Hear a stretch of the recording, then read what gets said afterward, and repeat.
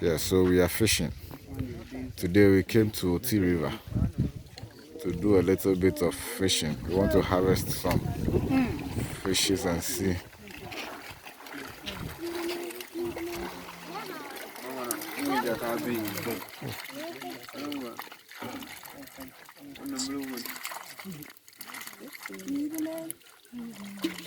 Bad harvest.